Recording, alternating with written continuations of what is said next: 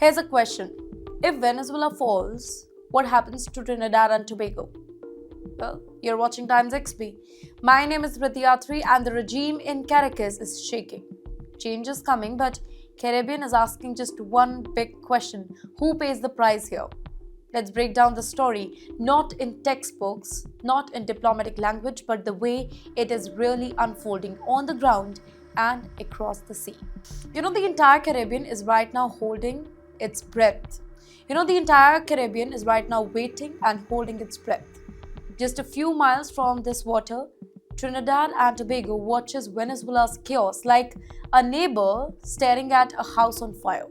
Every shift in Caracas, every rumor of the coup, every message from Washington hits Trinidad immediately. Why? Because these two nations are tied together by history, by energy, by migration, and a border so close that you can cross it on a fishing boat.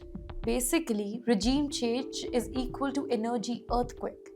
Let's start with the most powerful word in the Caribbean right now, and that is gas. Venezuela has it, Trinidad needs it.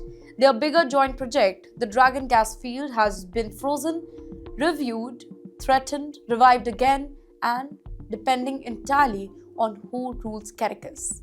Now, if Maduro falls, if a new leader walks in, the entire energy equation flips. So, will the new government honor the old deals? Will they give the gas to Trinidad or sell it to somebody else? Will Washington approve new energy licenses or block them? Well, for Trinidad's LNG plant, this is not a political story, this is survival. In the meantime, we'll talk about the migration process as well. The migration wave could rise again. So every time Venezuela collapses, Trinidad and Tobago feels it is on the shore. People fleeing hunger, families crossing the sea at night, boats packed with children. Some never make it. The regime change could bring a new wave of migrants to Trinidad and Tobago, pressure on their economy, humanitarian crisis, security risk along the coast. Basically, a peaceful transition is equal to fewer refugees. A violent transition is equal to boats leaving every single hour. Trinidad knows it and it is preparing.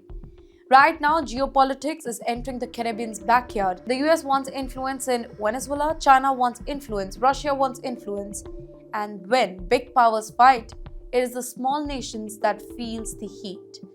Trinidad sits in a very strategic, sweet spot here.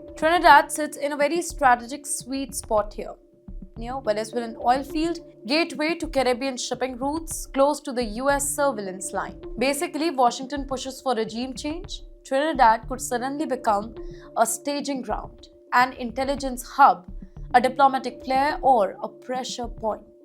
The Caribbean is no longer quiet, it is becoming a chessboard. And in the meantime, Trinidad's economy will feel the shock first.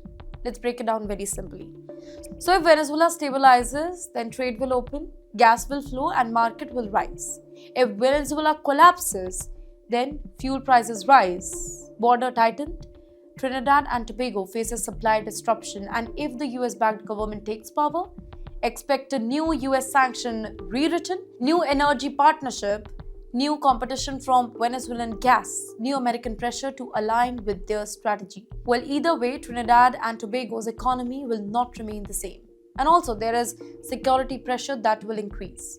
Venezuela's instability always produces just one thing: crime spillover, gun smuggling, drug trafficking, private-style attacks near fishing zone, in fact, gang networks using the sea route. A regime change could trigger turf war, border clashes, sea patrol confrontation, major joint United States-Trinidad operation. This is not hypothetical anymore. This is routine every time Venezuela shakes. Or this could be the new beginning. Here's the twist. If a stable democratic government replaces Maduro, then Trinidad might see the biggest opportunity in decades. That's right. Safer border, reliable gas supply, predictable trade, new regional projects, and stronger United States Caribbean diplomacy. This is the best case scenario, and everybody in Port of Spain is quietly hoping for it. In the end, Venezuela's fate will not stay inside Venezuela. It will cross the sea. It will shape energy markets. It will move people. It will test alliances. It will decide Trinidad's future for the next decade.